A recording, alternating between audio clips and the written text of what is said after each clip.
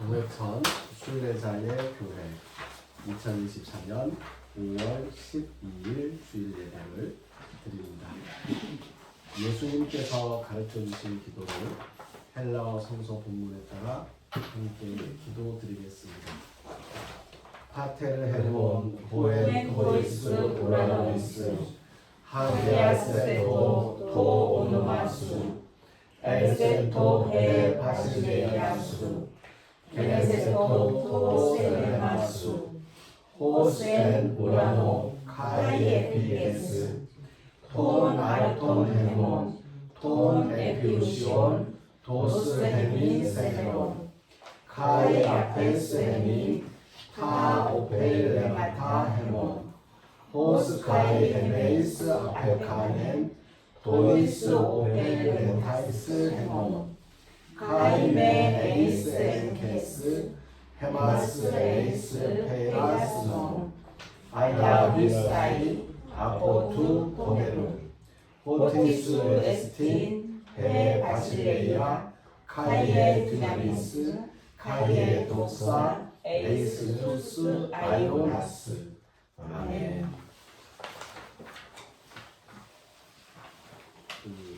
우리가 헬라어 주기도문을 함께 공부도 했었고요.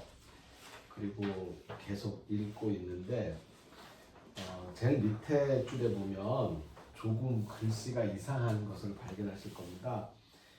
호티라고 읽었으니까 이 오미크론 위에 거친 순표가 하기야 세토에 있는 것처럼 호엔 토이스 우라노에스에 있는 것처럼 이게 붙어야 되는데 그게 없습니다. 그 다음에 해 바실레야도 위에 해 바실레야 수 할 때는 해 위에 거친 순표, 거꾸로 된 순표가 있는데 여기 없습니다. 여기 왜 없냐면요, 그 성경 본문에 기록되지 않았었습니다. 이 글자가. 그러니까 호티스 에스틴 해 바실레야 카이에 디나미스 카이에 독사 에이스투스 아이오나스는 성경 본문에 절로 포함되지 않고 밑에 그 각주처럼 거기에 이제 써 있는 거예요.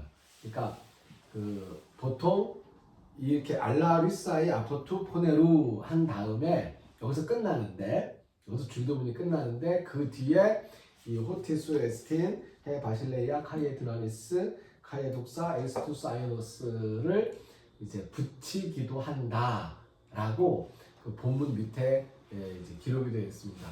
그러니까 이 호티스 에스틴 나라와 권능과 영광은 영원히 당신의 것입니다 라는 이 부분은 기도를 마칠 때 쓰는 구절이었습니다. 우리가 보통 기도를 하고 나면 기도하고 난 다음에 예수님의 이름으로 기도합니다 라고 하는데, 그 예수님의 이름으로 기도합니다 라는 말이 사용되기 전에는 호티스 에스틴 해 바실레이아 카이에 디나미스 카이에 독사 에이스투스 아이오나스 라고 하면 이게 대표로 기도하는 사람의 기도가 끝났구나 라고 생각하고 이제 아멘 하고 마치는 거고요. 나중에 예수님의 이름으로 기도합니다 라는 말이 등장하고 그 말을 하면, 그래서 이 예수님의 이름으로 기도합니다, 호티스 에스틴 바실레 카이에 디나미스 카이에 독사 에스투스 아이오나스, 이 두 가지의 그 결국 마치는 구절은 보통은 회중 기도할 때, 대표 기도할 때, 그래야 이제 기도가 끝났다는 것을 알고 같이 아멘하고 그 다음 순서로 넘어가기 때문에 그렇게 하는 겁니다. 그래서 보통 혼자 기도할 때에 예수님의 이름으로 기도합니다 또는 나라와 권능과 영광이 영원히 당신의 것입니다 라고 붙이지 않더라도 그 기도가 효험이 없는 것이 아닙니다. 그래서 보통 기도할 때는 그냥 뭐 일하다가 이제 뭐라고 아이고 하나님 나 좀 아이고 막 무사히 좀 삭제를 수용주라 호설 좀 힘좀 내시면 좋구나 라고 힘 좀 내게 해줍소 라고 이야기하면 그걸로 이제 기도가 되는 거예요. 그 뒤에 예수님 이름으로 기도합니다 라고 붙이지 않으면 그 기도가 효력이 없습니다 라고 하는 것은 잘못된 이야기라는 것을 한번 그 주기도문의 마지막 구절과 함께 살펴보고 말씀을 드립니다. 오늘 성서의 말씀은 마가복음 1장 21절에서 34절입니다. 마가복음 1장 21절에서 34절의 말씀을 읽겠습니다.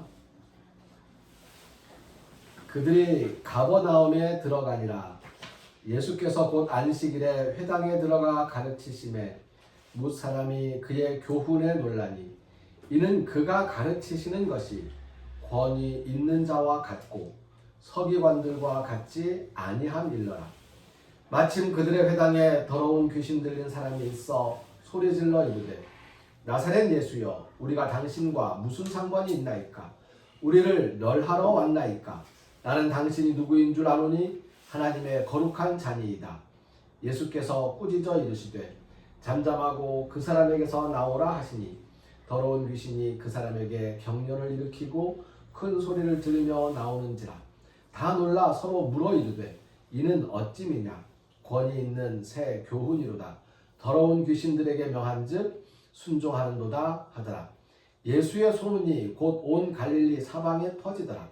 회당에서 나와 곧 야고보와 요한과 함께 시몬과 안드레의 집에 들어가시니 시몬의 장모가 열병으로 누워 있는지라. 사람들이 곧 그 여자에 대하여 예수께 여짜온대 나아가사 그 손을 잡아 일으키시니 열병이 떠나고 여자가 그들에게 수종드니라. 저물어 해 질 때에 모든 병자와 귀신 들린 자를 예수께 데려오니 온 동네가 그 문 앞에 모였더라. 예수께서 각종 병이 든 많은 사람을 고치시며 많은 귀신을 내쫓으시되 귀신이 자기를 알므로 그 말하는 것을 허락하지 아니하시니라. 아멘. 가버나움의 예수라는 말씀으로 함께 생각을 나누고자 합니다.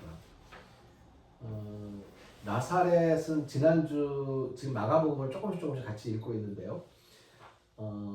지난주에 그 예배 순서지에 나와 있었던 지도를 한번 생각해 보시면 여기가 만일 갈릴리 호수라고 한다면 여기 갈릴리면 나사렛은 요 동네에 있는 그 동네이고 가버나움은 여기에 있는 동네입니다. 그러니까 갈릴리 호수가 있으면 갈릴리 바다가 있으면 나사렛은 서쪽에 한 30km 정도 떨어져 있는 남쪽 서쪽 쪽에 30km 떨어져 있고 가버나움은 요 갈릴리 바로 위쪽에 붙어 있는 동네입니다. 가버나움은 갈릴리 바닷가 동네라고 생각하면 됩니다. 호숫가 동네라고 생각하시면 돼요. 그래서 시몬하고 그 안드레가 어부였던 것이 그 갈릴리 호수에서 갈릴리 바다 거기에서 이제 고기를 잡는데 바로 집에서 왔다 갔다 하는 그 정도라는 거죠. 그런데 이 가버나움에는 시몬 즉 베드로의 집이 있었고요. 시몬과 안드레가 같은 집에 살고 있는 걸로 보입니다. 시몬과 안드레의 집에 들어갔다고 했으니까. 근데 거기에는 또 시몬의 장모가 같이 거주하고 있었습니다. 시몬의 장모가 같이 거주하고 있었던 것으로 보이는데 그 장모가 열병으로 누워 있었던 것이지요. 그런데 그 사람들이 가버나움 회당에서 있었던 일과 그리고 시몬의 집에서 있었던 그 장모의 일로 말미암아서 예수님의 교훈을 새로운 교훈, 권위 있는 교훈으로 인식하게 됩니다. 여기에서 예수님의 교훈이 도대체 무엇이었는지 사실 마가복음을 읽다 보면 좀 답답한 게 뭐냐면 마가복음에는 그 사건을 그냥 간단하게 기록해놨어요. 왜냐하면 마가복음이 그 마태, 마가, 누가, 요한 중에서는 가장 먼저 기록된 것인데 그냥 이런 일이 있었다라고 해서 아주 간단하게 기록을 해놓은 글이거든요. 그러다 보니까 예수님이 이때 갈릴리 바닷가에 붙어있는 북쪽에 붙어있는 이 가버나움이라는 동네에서 회당에 들어가서 말씀을 전했다고 뭔가를 가르쳤다고 하는데 무엇을 가르쳤는지 그 내용이 없어요. 그러니까 마가복음을 읽다 보면 그 내용이 무엇일까 많이 궁금해집니다. 그런데 여기 보니까 그 내용이 어떤 내용인지를 잘 모르겠지만 사람들이 이야기하기를 뭐라고 얘기했냐면 권위 있는 사람들의 교훈과 같다. 그리고 서기관의 교훈과 같지 않다라고 합니다. 그래서 예수님의 그 권위 있는 새 교훈을 서기관의 교훈과 비교하고 있습니다. 서기관들의 교훈이 어떠했는지를 짐작할 수 있습니다. 서기관들은요, 그 율법서를 다루는 사람들이에요. 그래서 그 조문, 율법, 성경, 이게 그 이제 구약 성경, 그 성경에 기록된 말들을 조목조목 보면서 성경에 이렇게 기록되어 있으니까 이렇게 해야 된다. 이렇게 하지 말라고 했으니까 이건 하지 말아야 된다. 당신 오늘 회당에 나오면서 보니까 걸어서 한 3km를 걸어왔는데 그럼 집에까지 어떻게 가려고 그러냐? 집에까지 가면은 당신은 안식일에 걸을 수 있는 그 거리를 넘어선 거다. 그러니 오늘 당신 집에 못 간다.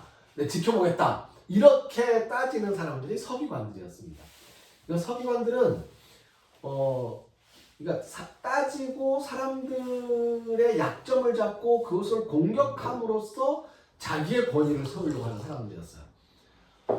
병든 사람들을 보면 당신이 병든 것이 어떤 죄를 지었기 때문에 그 죄에 대한 벌을 받고 있는 것이고, 그러니 그 벌을 그냥 뭐 이제 잘못을 회개하고 그래서 그래야 된다고 얘기를 하는 거죠.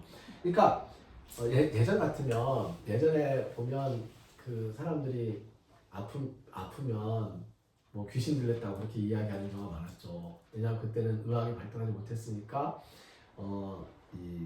예를 들어서 제 옆자리에 있는 교수님의 아이가 그 발달지체 그 장애를 갖고 있어요. 그래서 아이가 지금 초등학교 한 3, 4학년 정도인데 이제 굉장히 소란스럽고 그리고 막 소리를 지르기도 하고요. 그래서 그분은 집을 구할 때 아파트나 이렇게 빌라를 구하지 못하고 단독주택을 구하고 동네에서 멀리 떨어져 있는, 미안해서, 사람들한테 미안해가지고 자다가도 갑자기 막 소리를 지르기도 하고 보통 괜찮다가도 소리를 지르고, 한 번은 육지 나가려고 하는데 비행기를 탔다가 비행기에 이륙하기 전에 얘가 막 소리를 지르고 막 그러니까 이륙을 못하고 내렸어요.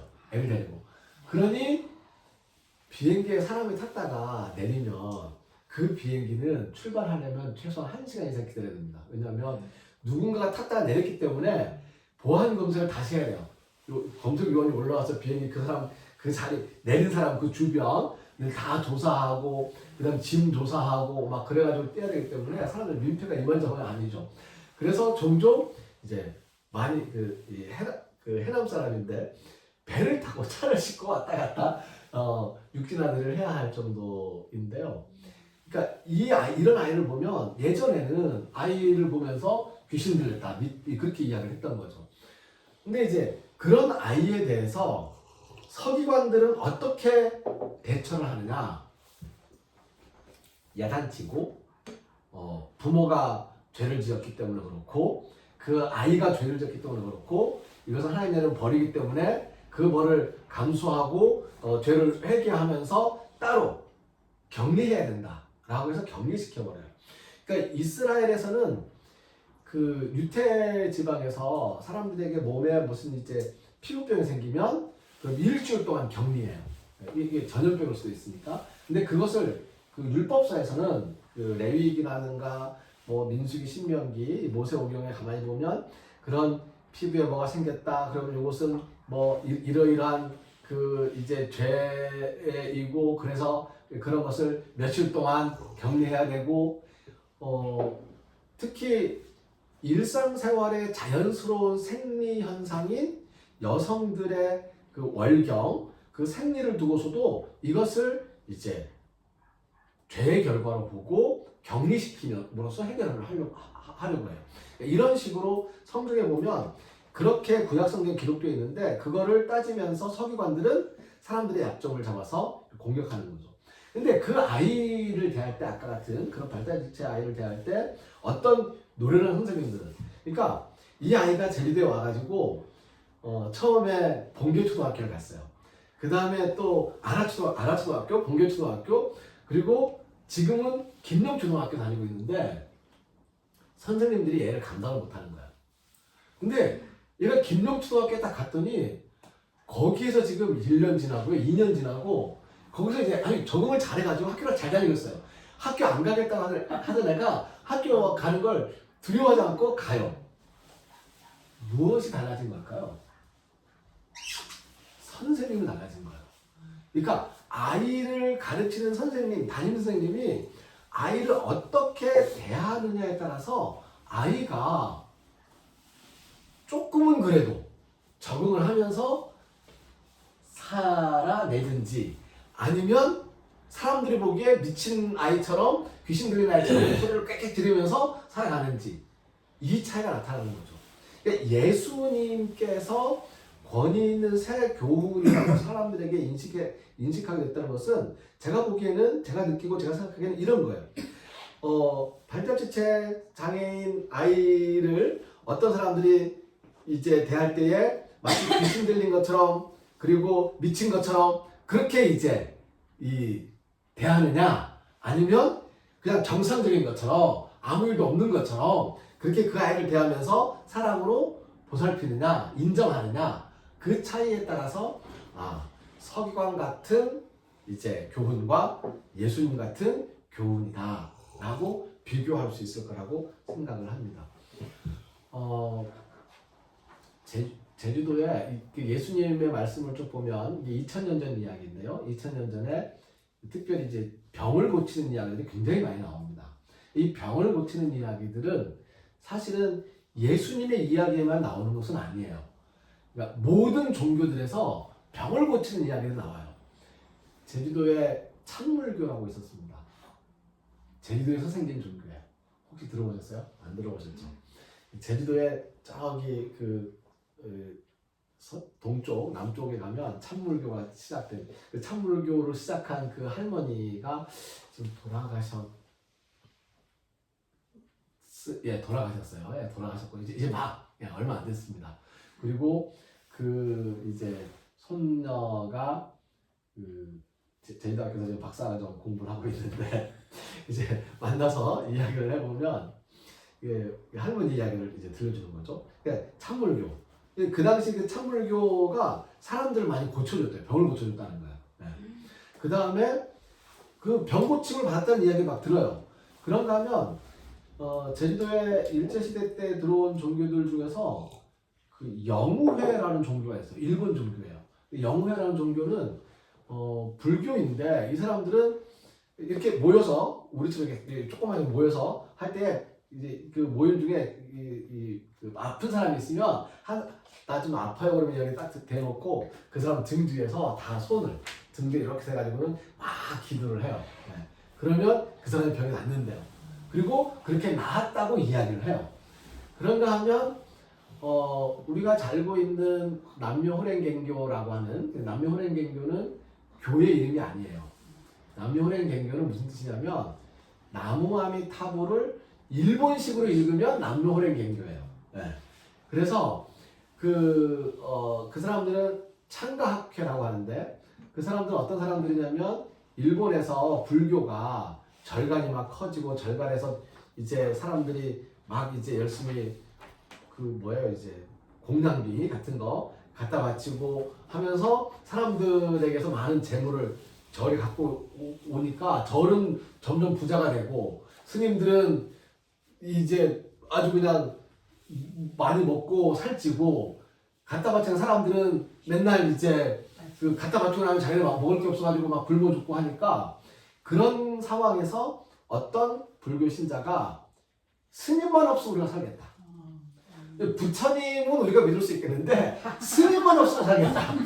그리고 절간에서 스님을 내쫓아버리기 시작해요. 그래서 절간에서 스님을 내쫓아버리고 절 재산을 다 팔아가지고 서로 나눠 가지면서 그냥 집안에서 그냥 모이는 거예요. 그렇게 했던 사람들이 창가학회라는 이름으로 모이는 사람들이고요. 이 제주도에도 몇 군데 있죠. 어디에 있냐면 저기 건입동에서 부두로 내려가다 보면 왼쪽에 SGI라고 크게 써져 있는 거 거기가 창가학회고요. 조천에도 가보면 이제 있고 한 몇 군데 있습니다. 큰 건물로.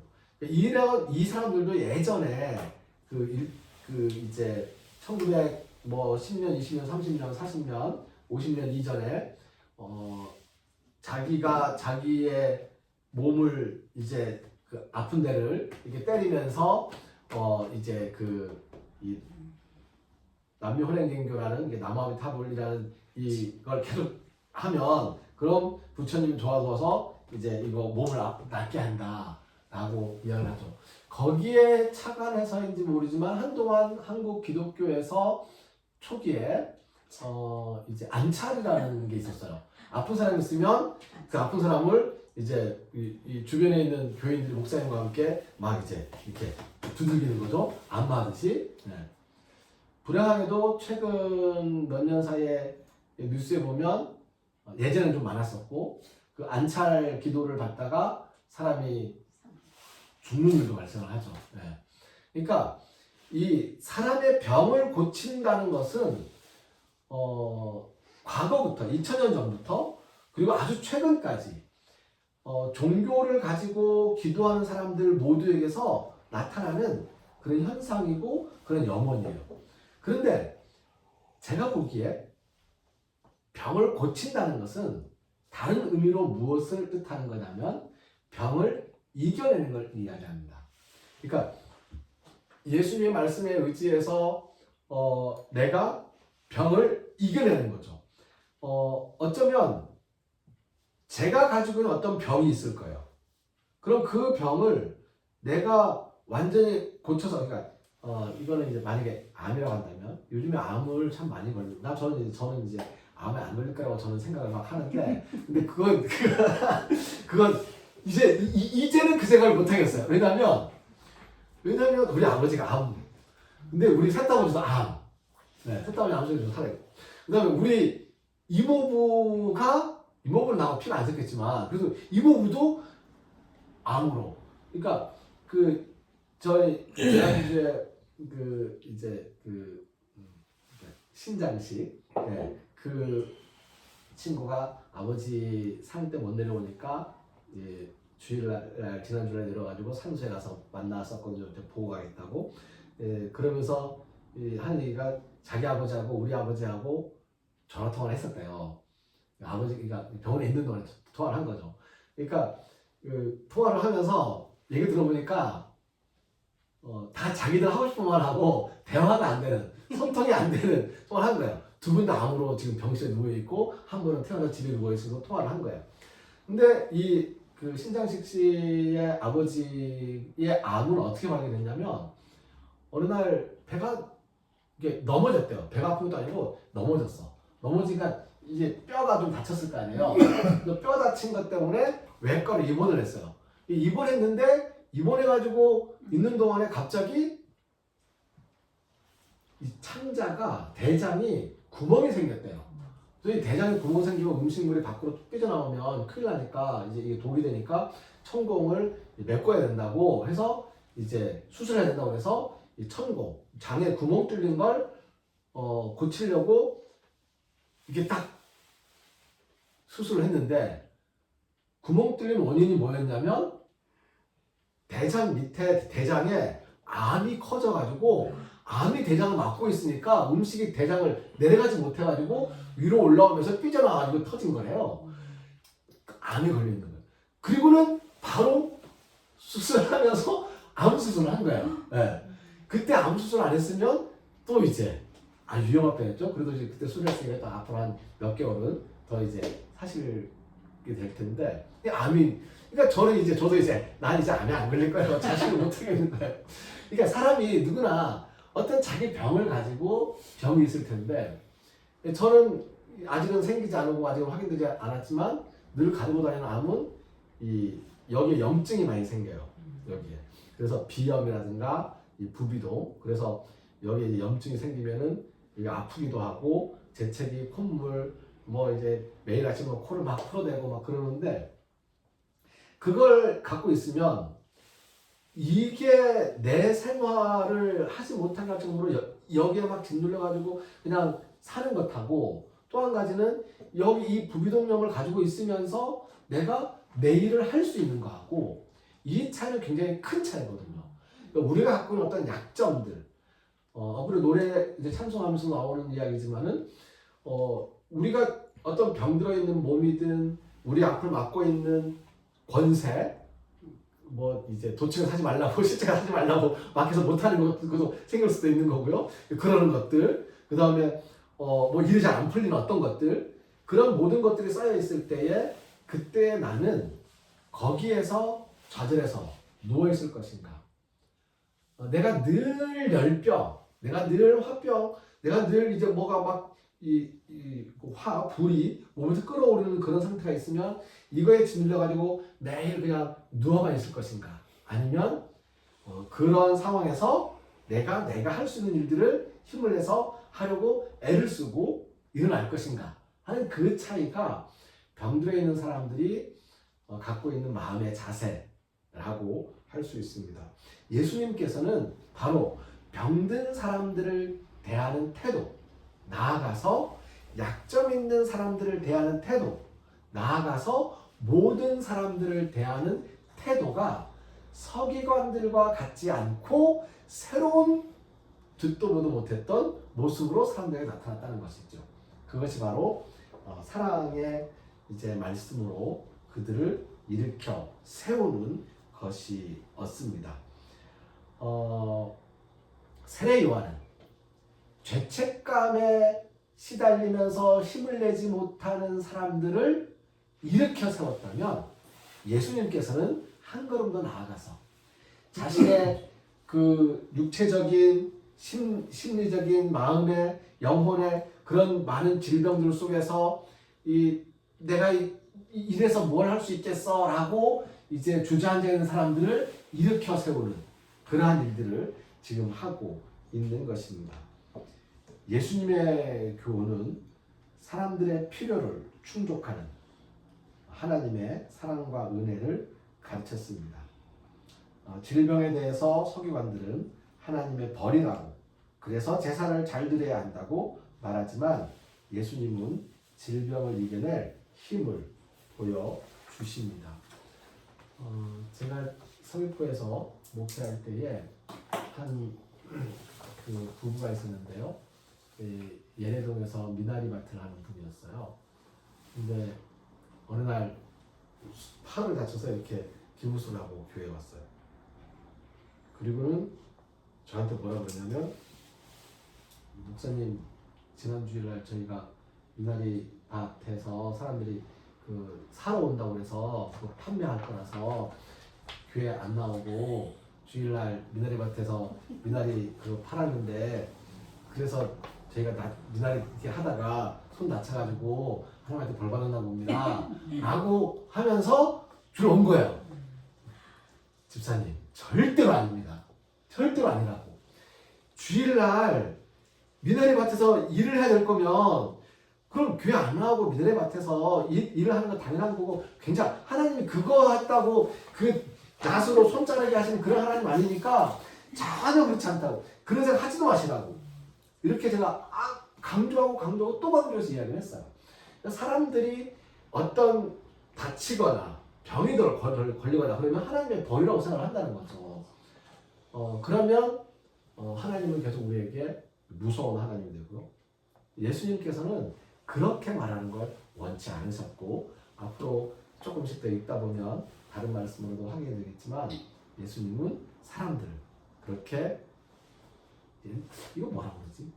핀잔을 준다. 저희가 어렸을 때 쓰던 말로는 쫑쿠 준다는 말을 썼었나요? 그 말을 누군가가 막 썼었는데 어디서 쓰던 말인지 모르겠지만, 핀잔을 주고 힐난하고 그렇게 하는 그런 말로 사람을 대하지 않는 그런 이제 새로운 교훈을 예수님에게서 배우게 됩니다. 기도드리겠습니다.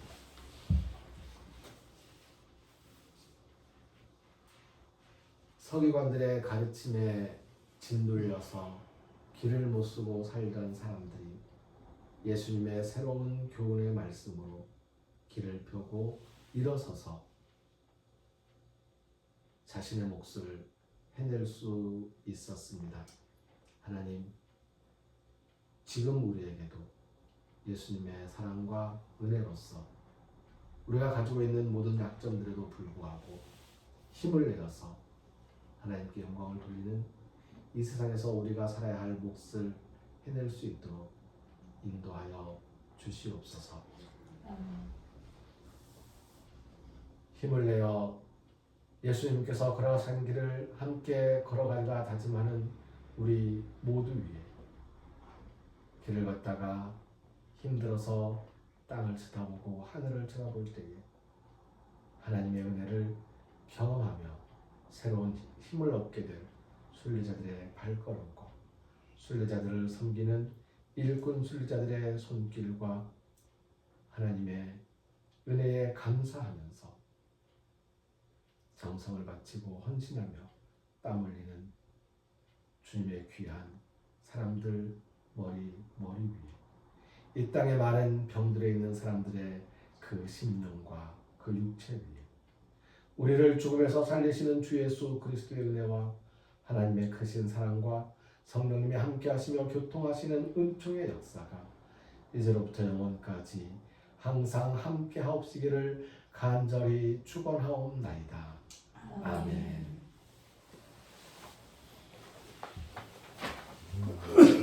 게네세토 토셀레마수 함께 찬송합니다. 게네세토 토셀레마수 게네세토 토셀레마수 게네세토 셀레마수 게네세토 셀레마수. 아멘. 오늘도 보랏빛 예쁜 꽃이 피었는데요. 꽃이 피는 걸 볼 때마다 꽃이 지고 꽃이 피잖아요. 그러니까 꽃이 피면 이 꽃은 지는 거잖아요. 그러니까 모든 생명은 시작과 끝이 있는 거고 태어나는 것과 죽는 것이 있는 거고 근데 그것을 이제 거부하려는 사람들의 많은 노력들이 있죠. 죽지 않으려고 막 애를 쓰죠. 하지만 그 살고 죽는 모든 것이 하나의 과정처럼 그래서 피어도 예쁘고 저도 예쁜 또 필 거니까 그런 걸 생각하면서 하루하루 살아가는 우리 삶이 되기를 바랍니다. 감사합니다.